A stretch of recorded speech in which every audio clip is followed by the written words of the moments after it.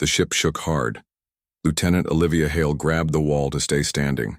Red lights flashed and alarms rang through the halls of the Terran Defense Force ship Artemis. "What's happening?" she asked as she made her way to the bridge. "Captain," Laurie Stone looked up from her screen, her face pale. "Unknown ships just appeared out of nowhere, big ones. Nothing like we've ever seen before." Olivia looked at the main screen. She saw strange ships that looked like they were made of crystal. They glowed with blue and purple light. The ships were huge, at least 5 times bigger than the Artemis. "Are they saying anything?" Olivia asked. "They sent some kind of message, but our computers can't understand it yet," said Maya Bell, the communications officer. "Wait, I think we have a translation now." Maya played the message.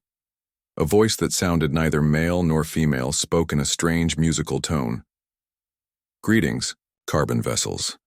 You have entered protected space of the Zalturi Empire. State your purpose or prepare for scanning." Captain Stone nodded to Maya. "Tell them we're on a peaceful patrol mission. We didn't know this was their territory. We mean no harm." Maya sent the message. The bridge crew waited in tense silence. "They're responding," Maya said after a minute. She played the new message. "Your presence is violation. Your words suggest deception. Prepare for boarding and inspection." "That doesn't sound good," Olivia said. "Captain, we should—" A blast hit the Artemis before she could finish. The ship rocked violently, and sparks flew from control panels. "Shields, down to 30%, shouted the tactical officer. "One more hit like that and we're done for." Captain Stone stood up. "All hands, prepare to evacuate. Set course for the nearest moon and prepare escape pods." Another blast hit them. Olivia was thrown across the bridge. When she got up, half the control panels were dark. Smoke filled the air. "Engine core is critical," someone shouted. "We have 10 minutes before it blows." Captain Stone was on the floor, blood coming from a wound on her head. Olivia rushed to her side. "Captain," Stone opened her eyes. "Lieutenant Hale, you need to lead the evacuation, get our people to safety." "You're coming too," Olivia said, helping the captain up. "No time to argue. That's an order." Stone pressed her command badge into Olivia's hand. "You're in charge now." The next hour was chaos. Olivia organized the crew into the escape pods and made sure everyone had emergency supplies. The Artemis was falling apart around them. Just as the last pod launched, the ship's engines exploded. The escape pods landed on a small, rocky moon. It had air that humans could breathe, but it was cold and had little plant life. Olivia counted the survivors. Out of a crew of 120, only 78 had made it. "Set up a perimeter," she ordered. "Use the pod emergency beacons to call for help. And keep an eye on those alien ships. We don't know what they'll do next." For 2 days, the survivors set up a camp and waited for rescue. The strange crystal ships stayed in orbit, watching but not attacking. Then on the 3rd day, a small shuttle left one of the big ships and headed toward the moon. "They're coming," said Finn Ward, one of the security officers. "What do we do, Lieutenant?" Olivia checked her weapon. "We wait and see what they want. If they attack, we fight. If they talk, we listen. But stay alert." The alien shuttle landed half a mile from the camp. It was beautiful in a strange way, like a piece of art made of glass and light. A door opened, and 5 figures stepped out. 4 of them were tall and thin with skin that seemed almost see-through. They glowed with soft light that changed colors as they moved. They wore simple clothes that looked like they were made of thin crystal, but it was the 5th figure that caught everyone's attention. It seemed like a she, was taller than the others. Her skin glowed brighter, and she wore a crown of crystal that sent rainbow light in all directions. She walked, with grace as if she hardly touched the ground. "That must be their leader," whispered Maya, who had survived the crash. Olivia stepped forward to meet the aliens, her hand near her gun, but not holding it. "I am Lieutenant Olivia Hale of the Terran Defense Force. We mean no harm.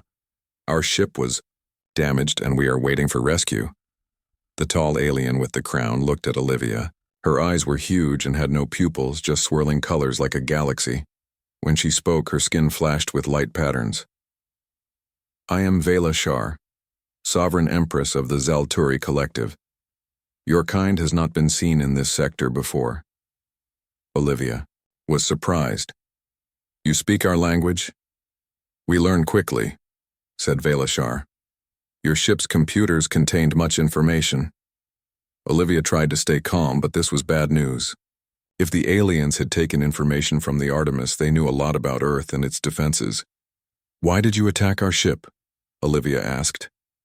A misunderstanding, the alien queen said. Your response to our greeting was interpreted as a threat. Our automatic defenses reacted. She tilted her head, studying Olivia closely. You are the leader now? Yes. Our captain didn't survive.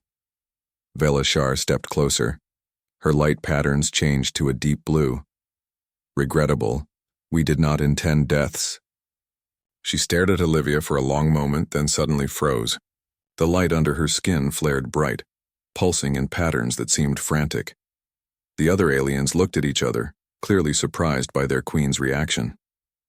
Empress? One of them said with concern. Vela Shar kept staring at Olivia, her lights now cycling through colors faster than the human eye could follow. When she finally spoke again, her voice had changed. It sounded almost awed. Impossible, she whispered. After all this time, the resonance patterns match.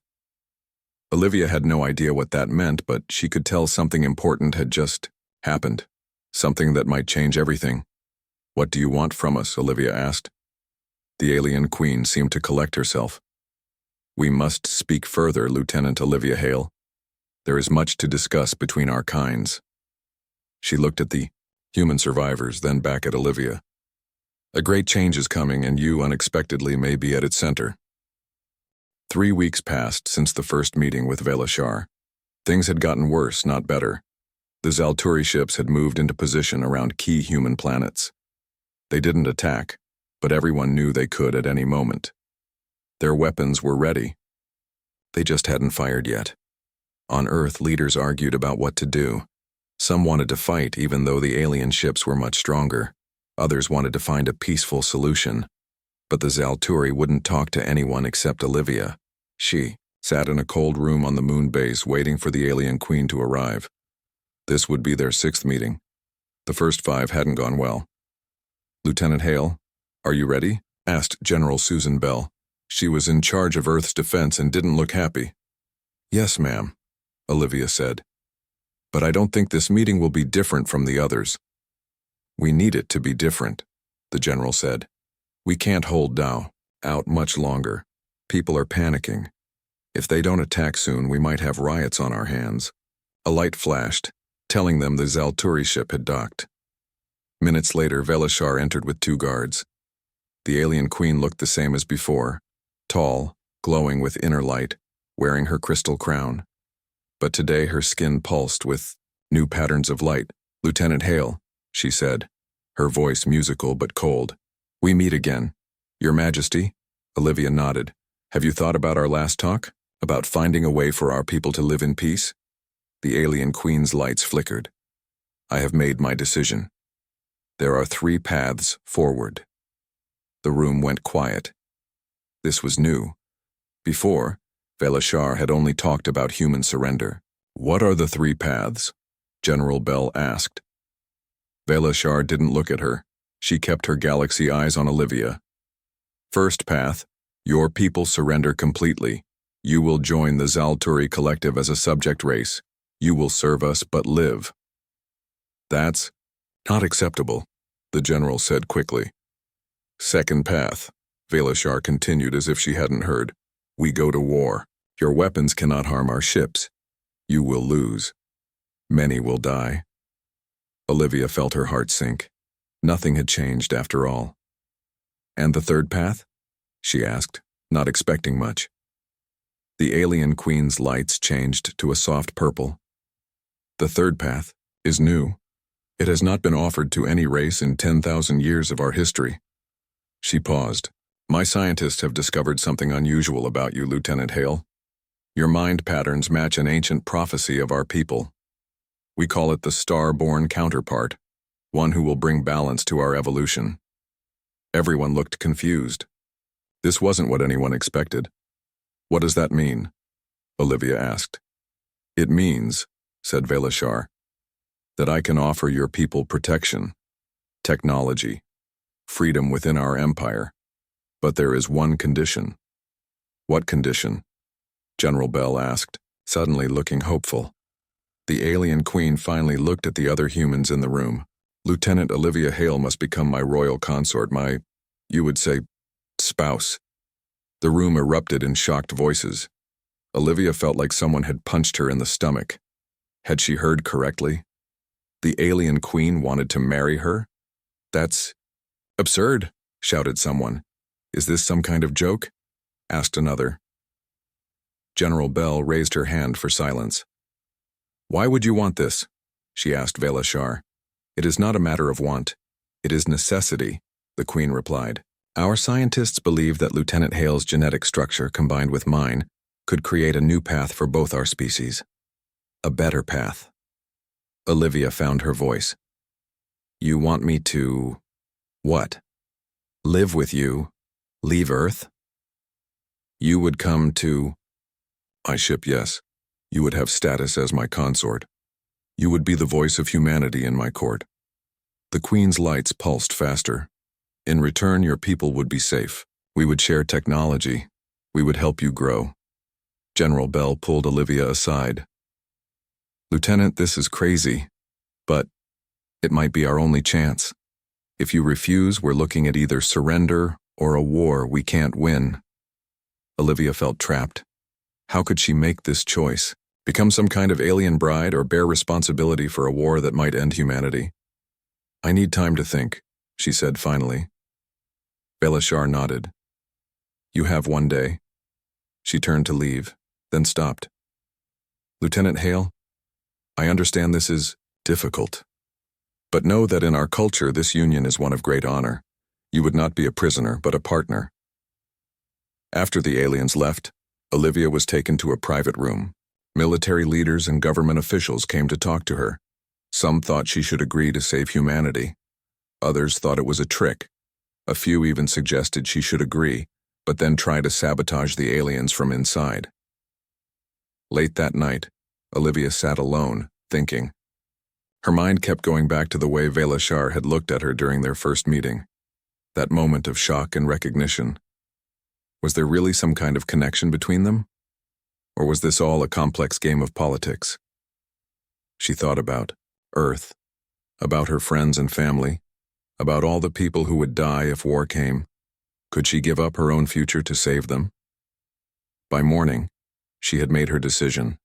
She asked for one more meeting with Velashar, alone this time. The alien queen arrived quickly.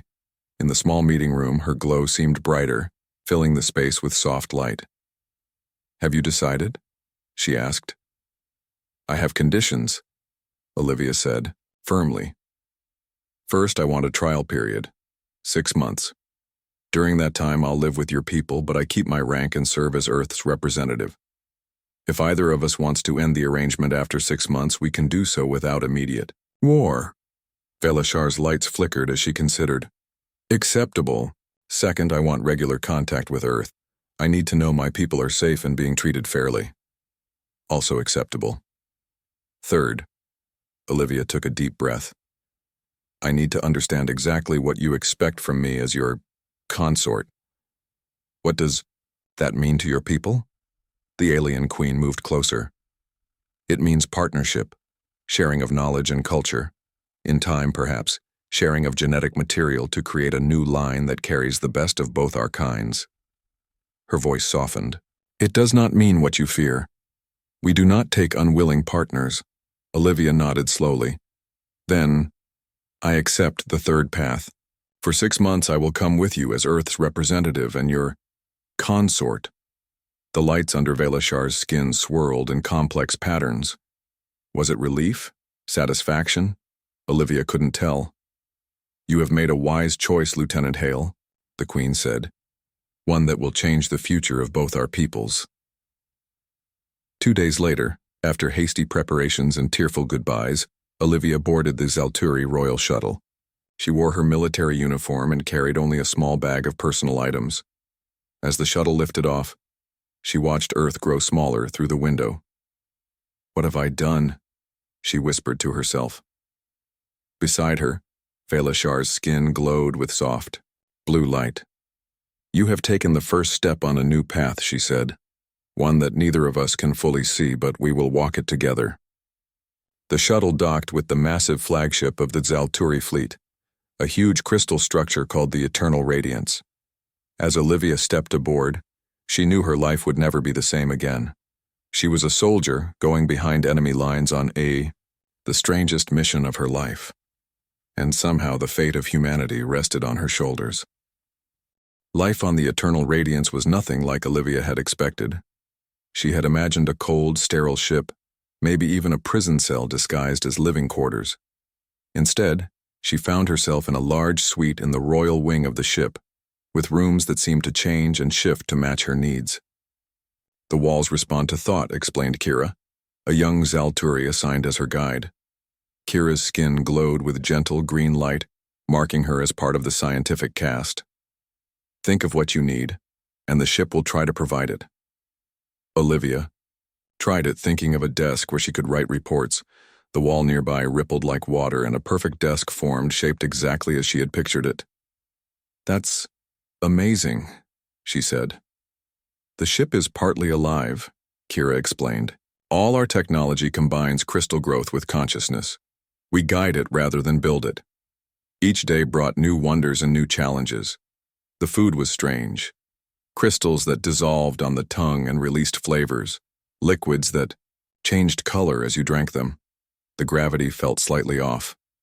And the Zalturi themselves were hard to understand, with their light patterns that were as much a part of their speech as their words." Olivia kept careful notes on everything she saw. Every night she wrote detailed reports and sent them back to Earth when allowed. She mapped the ship in her mind, noting weapon systems and possible weaknesses. Even as a guest, or a political hostage, as she sometimes thought of herself, she was still a soldier doing her duty. Velashar was the biggest surprise of all. The alien queen didn't treat Olivia as a prize or a political tool. Instead, she seemed genuinely interested in human culture, asking endless questions about Earth's history, art, and natural environments. "Your oceans fascinate me," Velashar said during one of their daily meetings. "We have no such large bodies of water on our homeworld. The concept of waves moving endlessly is beautiful." "I grew up near the ocean," Olivia found herself saying. "In a place called Florida. I used to swim every day." "What does it feel like, to be surrounded by water?" "Free," Olivia said without thinking. Then, feeling awkward, she changed the subject. "Your scientists have been showing me your technology. It's very advanced." "Yes. We have been a spacefaring people for over 12,000 of your years." The Queen's lights pulsed thoughtfully. "But we have reached a kind of plateau. Our evolution has slowed. This is part of why our meeting is so important." Olivia had heard this before but still didn't fully understand. "You keep saying I match some kind of prophecy. What exactly does that mean?" Velashar's lights shifted to a deep purple. "Long ago, our scientists predicted that our species would eventually need new genetic material to continue evolving. They spoke of finding a starborn counterpart whose mind and body would be compatible with ours in a way that could create something new. For 10,000 years, we searched and found nothing. Until you." "But why me? I'm just a regular human." "No." The Queen moved closer, her galaxy eyes intense. "Your neural patterns are unique, and when our medical team treated your injuries after the ship crash, they found unusual structures in your cells, structures that resonate with our crystalline biology." This was news to Olivia. "I was treated for cuts and bruises." "That's all?" "Yes. But routine scans showed much more." Velashar seemed to hesitate. "There is still much I have not told you, much you may not be ready to hear." Before Olivia could ask more questions, an alarm sounded. The Queen's lights flashed in patterns Olivia had never seen before. Alarm? Fear? What's happening? Olivia asked. Security breach. Stay here. Vela Shar moved quickly to the door, her guards falling in around her. But Olivia's military training took over. I'm coming with you, she said, following the Queen before anyone could stop her. They hurried through corridors that seemed to rearrange themselves, opening direct paths to the source of the alarm. They entered a large ceremonial chamber where a group of Zalturi officials had gathered. One lay on the floor, blue blood pooling around them. The assassin targeted council member Zintor but missed, reported a security officer. They were heading for the royal wing next. Find them, ordered Vela Shar. Suddenly, Olivia noticed movement in the shadows behind the Queen. Look out, she shouted, pushing Vela Shar aside as a beam of intense light shot through the space where the Queen had been standing. The assassin emerged, a Zalturi whose skin glowed red with hate. The human taint must not touch our royal line, they shouted, raising their weapon again. Olivia didn't think. She tackled the assassin, knocking the weapon away, but as they fell, the assassin pulled out a crystal blade and plunged it into Olivia's side. Pain like fire spread through her body. It wasn't just a stab wound. The crystal seemed to be sending energy pulses into her, disrupting her nervous system. She fell to the floor, unable to move. The last thing she saw before losing consciousness was Vela Shar's face above her, the Queen's lights pulsing in what looked like fear, or was it concern? Olivia woke in a strange chamber filled with floating crystals. She was suspended in a gel-like substance that glowed softly. The pain was gone, but she felt different, more aware of the energy around her. She's awake, said a voice. Kira appeared at her side. Lieutenant Hale, can you hear me? Yes, Olivia whispered. What happened? You saved the Empress from an assassin. You were stabbed with a disruption blade, a weapon designed to shatter Zalturi energy patterns. No human should have survived such an attack. But I did. Yes. And the way your body responded to our healing technology has surprised everyone. Before Olivia could ask more questions, Vela Shar entered the chamber. The other Zalturi bowed and left quickly. Lieutenant Hale, Olivia, you risked your life for mine. The Queen's voice was soft, her lights gentle. I acted on instinct, Olivia said. Any soldier would have done the same. Perhaps. But it means much to my people. The assassin was part of a faction that opposes our alliance. They feared what our joining might create. Olivia tried to sit up and found she could move easily despite the gel around her. About that, I still don't understand what you expect from me, from this arrangement. Vela Shar floated closer, her light casting rainbows through the healing chamber. The disruption blade should have killed you. Instead, your cells adapted to the energy. They changed. A cold feeling settled in Olivia's stomach. Changed how? Your DNA now contains traces of crystalline structures similar to ours. The medical team says it's as if your body was already prepared for such a change. That's not possible, Olivia said. But she remembered how strange she'd felt sometimes since coming aboard, how the ship seemed to respond to her thoughts more each day.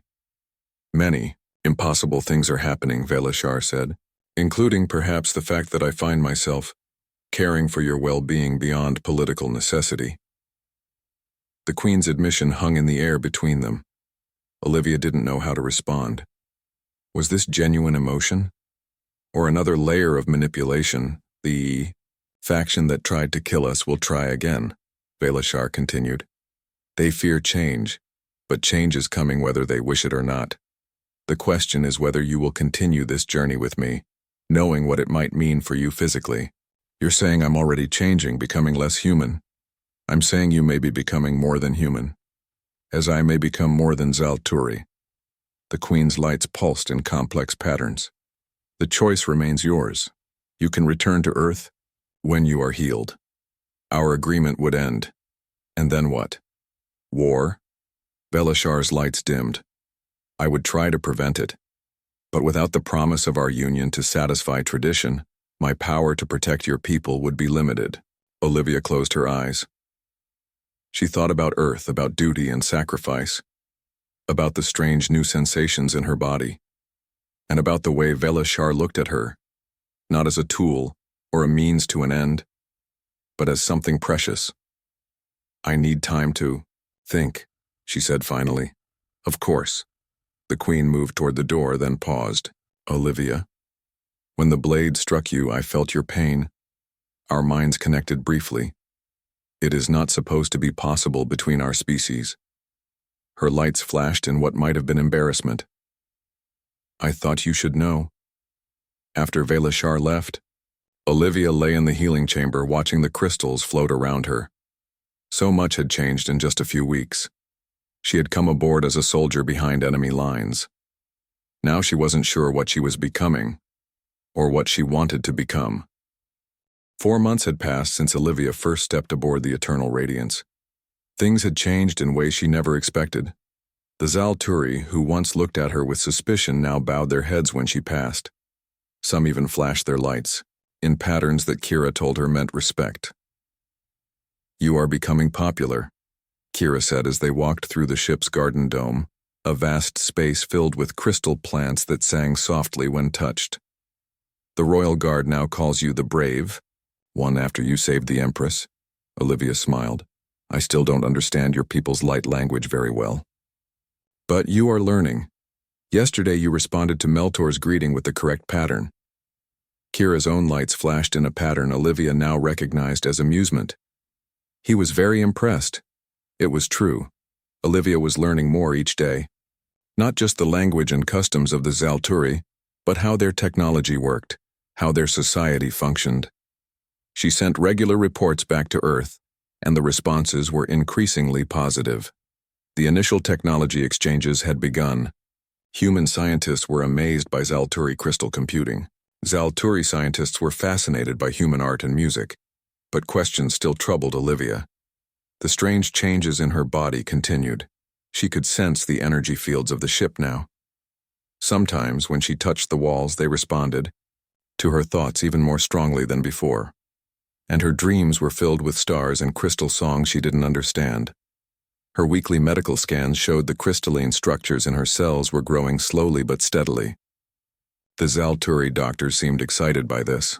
Olivia wasn't sure how she felt about it. That afternoon, she had her regular communication session with Earth. To her surprise, instead of the usual diplomatic officer, Commander Kate Wright appeared on the screen. Kate had been Olivia's superior officer and closest friend before all this happened. "Kate, it's good to see you." "You too, Liv." Kate smiled, but her eyes were serious. "How are you really doing? Off the record?" Olivia glanced around to make sure she was alone. "It's strange. Not what I expected. The Zalturi aren't enemies, at least not all of them. And Velashar is..." She paused, not sure how to describe her complicated relationship with the alien queen. "That's actually why I'm calling," Kate said. "We've detected something you should know about." Her voice dropped to a whisper. "This channel should be secure, but I'll send the data encoded in the video stream. You'll need to use the decryption key we set up before you left." Olivia felt a chill. "What is it?" "Our long-range scans have picked up massive energy signatures at the edge of Zalturi space. Either they're building planet-killer weapons, or they're defending against something even worse." Kate's face was grim. "And Liv, the medical data, from your last checkup with our doctors, the DNA changes, they're too precise to be accidental." "What are you saying?" "I'm saying the Queen may have plans she hasn't shared with you. Plans for your DNA." Kate looked away as someone spoke to her off-screen. "I have to go. Be careful, Liv. And remember who you are." The screen went blank. Olivia sat there, her mind racing. She had suspected there was more to her marriage than Velashar had admitted. But weapons? DNA manipulation? Was everything just an elaborate lie? She spent the rest of the day extracting and reviewing the hidden data Kate had sent. The energy. Readings were real and massive. Something big was happening at the edge of Zalturi space. And her own medical scans, when analyzed by Earth doctors, showed evidence of deliberate genetic modification. Subtle, but definitely artificial. That evening, when Velashar came for their usual dinner meeting, Olivia was ready. "We need to talk," she said as soon as the Queen entered. "About what's really happening here." Velashar's lights flickered in surprise. "What do you mean?" "I mean the energy weapons at the edge of your empire. I mean the changes to my DNA that your doctors are making. I mean the truth about why you really wanted this alliance." The Queen was silent for a long moment. Then her lights shifted to a deep blue Olivia had never seen before. "Yes, it is time for truth." She dismissed her guards with a gesture. "What I tell you now, only my closest advisors know." She moved to the window that looked out at the stars. "We are not expanding our empire by choice, but by necessity. For 50 years, we have been fighting a war against an enemy unlike any we have faced before. We call them the Void Heralds." "Another alien species?" "Yes. Silicon-based, like us, but parasitic. They consume worlds, leaving nothing but empty rock. They emerged from deep space and have been moving through our outer territories, forcing us to retreat system by system." Olivia felt cold. "And Earth? Our solar system?" "Is in their path, yes, but they have not yet detected it. We found your world first, which is fortunate for both of us." "Why didn't you just tell us? Ask for our help directly?" Velashar's lights pulsed sadly. "Would your leaders have believed us?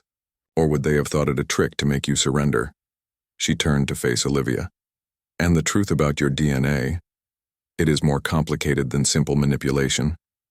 "Explain." "Our scientists discovered that a hybridized genetic structure, combining our crystalline biology with compatible carbon-based life, might create immunity to the Void Herald's feeding process. For decades, we searched for a compatible species. We found none, until we encountered humans. So the marriage proposal, it was all about creating a weapon against these Void Heralds?" Olivia felt anger rising. "It began that way," Velashar admitted. "But then I met you. I saw your courage, your compassion, the way you think differently than we do." Her light shifted to a soft pink. "What I did not expect was to develop genuine attachment to you." "You've been changing me without my knowledge or consent," Olivia said, still angry. "Not exactly. The exposure to royal bioluminescence has accelerated changes that were already possible in your unique genetic structure. I have been preparing you for a choice I had no right to make for you." "What choice?" "Whether to complete the transformation, to become something neither fully human nor fully Zalturi, but something new, something that might save both our peoples from extinction." The Queen's voice was soft. "I should have told you sooner. I feared you would refuse before you understood us, before you understood me." Olivia stood up and walked to the window, trying to process everything. "These Void Heralds, how dangerous are they really?" "They have consumed 17 populated worlds. Billions of lives lost. Our most powerful weapons barely slow them. And the changes to my DNA, they could help stop them. Our scientists believe so. Your cellular structure, combined with Zalturi royal genetics, creates a frequency the Void Heralds cannot process, cannot feed on." Velashar moved closer. "But the final transformation would be significant. You would remain yourself in mind, but your body would change considerably." Olivia turned to look at the alien Queen. Over the past months, she had come to read Velashar's light patterns, almost instinctively. Now she saw patterns she recognized as shame, hope, and something else. Something she had begun to suspect might be love, or whatever the Zalturi equivalent was. "I need to speak with Earth. They need to know about this threat. Of course, I will provide all the data we have on the Void Heralds." Velashar's lights pulsed hesitantly. Will you stay? Or do you wish to return home now that you know the truth?" It was a fair question. Olivia had been deceived, used as part of a biological weapon research program without her knowledge. She had every right to be furious, to demand return to Earth. But she thought about the billions of lives at stake, about the changes already happening in her body, and about the way Velashar looked at her with hope and something deeper. "I'll stay," she said finally. "For now. But no more secrets. I need to know everything if I'm going to make an informed choice about this transformation." "No more secrets," Velashar agreed, her lights brightening with what seemed like relief. "I will show you everything. Our research, our battles with the Void Heralds, the worlds we have lost, and then the choice will be yours." As if to seal this new honesty between them, the Queen extended her hand, a very human gesture she must have learned from Olivia. Olivia hesitated, then took it. Where their skin touched, a small spark of energy passed between them, and for a moment Olivia felt what Velashar felt: fear, hope, regret, and that other emotion, strong and growing stronger. "Tomorrow," Olivia said, "we talk to Earth together, and we start planning how to fight these Void Heralds, with or without biological weapons." "Together," Velashar agreed, her lights glowing warm in the dim room. And for the first time since coming aboard the alien ship, Olivia felt like she might truly have a partner, not just an ally of convenience. The warning came too late. Just days after Olivia learned the truth about the Void Heralds, sensors detected their world ships entering the outer edges of the solar system. Somehow, they had jumped past the Zalturi defensive line. Earth had less than a week before they arrived. Panic spread across Earth as civilian broadcasts showed images of the approaching threat. Massive black ships that seemed to absorb light rather than reflect it. Human weapons fired at the alien vessels had no effect. It was as if they weren't even there. The Eternal Radiance, now serving as the command center for the combined human Zalturi fleet, moved to intercept the Void Heralds. Olivia stood on the bridge beside Velashar, watching as the enemy drew closer. "Our weapons aren't working," reported Admiral Alice Foster, the human fleet commander. "The energy beams just disappear into their hulls." "The same has happened in our previous encounters," Velashar said. "They absorb energy. It feeds them." Olivia looked at the tactical display.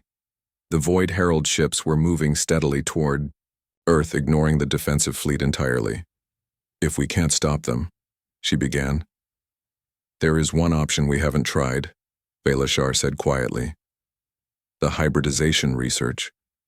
You." All eyes turned to Olivia. The changes in her body had continued over the past months. She could now interface directly with Zalturi technology, sense their energy fields, even communicate through light patterns like they did. But the full transformation that Velashar had mentioned, that was something else entirely. "What exactly would it involve?" Olivia asked. The Zalturi Queen's lights pulsed in complex patterns. "A complete genetic fusion between us.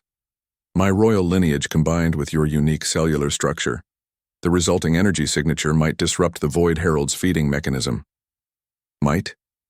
"Our scientists give it a 62% chance of success. And what would happen to me?" "To us?" Velashar's voice softened. "We would become something new. Neither human nor Zalturi, but a third thing. Our minds would be linked at a fundamental level, though each would maintain its identity. Your body would change significantly, becoming partly crystalline like mine. And the chances of me surviving this process with my mind intact?" The Queen hesitated. "Approximately 70%. Olivia took a deep breath. She looked at the tactical display, again, at the Void Herald ships moving inexorably toward her homeworld. Then she looked at Velashar, whose lights now pulsed with what Olivia had learned was deep concern. "I'll do it," she said, "but not just to save Earth. To save your people, too. To save us both." The transformation chamber was deep in the heart of the Eternal Radiance. It was ancient, part of the original ship that had been built thousands of years ago. Crystal pillars surrounded a central platform where energy fields shimmered and danced. "This technology was created by our ancestors," Velashar explained as they prepared. "They foresaw this need but abandoned the research as too unpredictable." Olivia removed her uniform jacket, now adorned with both human and Zalturi insignia. "Will it hurt?" "I don't know," Velashar admitted. "No one has done this before. Around them, Zalturi scientists made final adjustments to the equipment. Human. Doctors monitored Olivia's vital signs, looking worried but determined. This was their last hope. If this works, Olivia said, what happens afterward? To us, I mean. Velashar's lights pulsed in the pattern Olivia now recognized as affection. If we survive, we will be linked forever. Your people call it marriage. My people call it soul joining.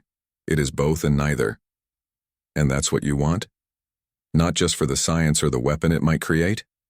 Yes, the Queen said simply. It is what I want. You are what I want, Olivia Hale. You have been since the moment our eyes first met. Olivia smiled. You know, on Earth people usually date for a while before getting married. Maybe dinner and a movie first. If we survive, I promise you many dinners and these movies. A scientist approached. We are ready, Empress. Velashar nodded, then looked at Olivia one last time. Are you certain? Olivia thought about everything that had led to this moment. The attack on her ship, the strange proposal, the months learning to understand an alien culture, the growing connection between her and Velashar. It wasn't the life she had planned, but it was the one she now chose. I'm certain, she said. They took their positions on the platform. Around them, the ancient technology hummed to life. Energy fields rose, surrounding them in a cocoon of light. Velashar reached out and Olivia took her hand. Where their skin touched, light began to flow between them. The pain was intense but brief. Olivia felt her consciousness expanding, reaching out to touch Velashar's mind. She saw the Queen's memories, a childhood on a crystal world, centuries of rule, the loneliness of leadership, the fear as the Void Heralds appeared, and then the shock of meeting Olivia, the growing fascination, the hope. In return, she felt Velashar experiencing her memories, growing up by the ocean, joining the military, the pride of serving, the fear when the Zalturi ships appeared, the confusion of the proposal and the slow growth of understanding and trust. Their minds touched, merged, then separated again, but with a bridge between them that hadn't existed before. Olivia could feel Velashar's thoughts, her emotions as clearly as her own. When the energy field faded, Olivia looked down at her hands. Her skin now had faint crystal patterns beneath the surface, glowing with soft light that changed with her emotions. She could feel the ship around her in a way she never had before, could sense every energy flow, every system. It worked, whispered a scientist. The resonance pattern is stable. Velashar looked different too. Her crystalline features had softened slightly, becoming more human. Her galaxy eyes now had distinct pupils, though they still swirled with color. I can feel you, Olivia said in wonder. In my mind. And I you, Velashar replied. We are joined, yet still ourselves. An alarm sounded. On the tactical display, the Void Herald ships had reached Earth orbit. It was time. Together they moved to the ship's ancient control chamber, a room Olivia had never seen before. Here the walls were covered in symbols that seemed to move and shift. In the center stood a crystal formation that pulsed with internal light. The defense system, Velashar explained. Created by our ancestors, but never used.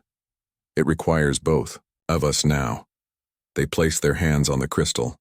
Olivia felt energy flow through her, amplified by her connection to Velashar. Together, they focused on the unique frequency their joined consciousness created. The crystal began to glow brighter. Energy built up, flowing through the ship and then out into space. A wave of light spread from the eternal radiance, passing through the human and Zalturi ships without effect. But when it reached the Void Herald vessels, something extraordinary happened. The black ships began to fold inward, as if collapsing. Their feeding mechanism, designed to absorb energy, couldn't process the unique frequency Olivia and Velashar generated together. Instead of feeding them, it destroyed them from within.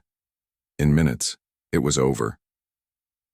The Void Herald fleet was gone, leaving only scattered debris that was already breaking down into harmless particles.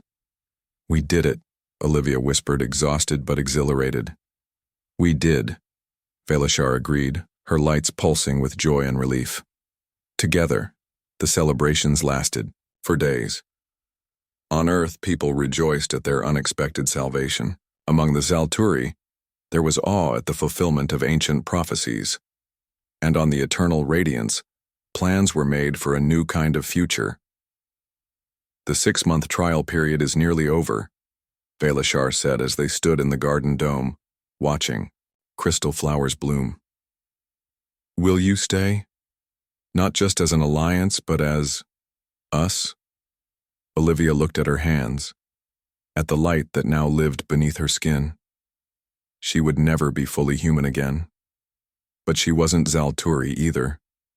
She was something new, something that might help both species understand each other better. Yes, she said, I'll stay. But I want to visit Earth regularly, and I want humans and Zalturi to learn from each other, not just live side by side. That can be arranged. Velashar's lights pulsed with happiness. What should I call you now?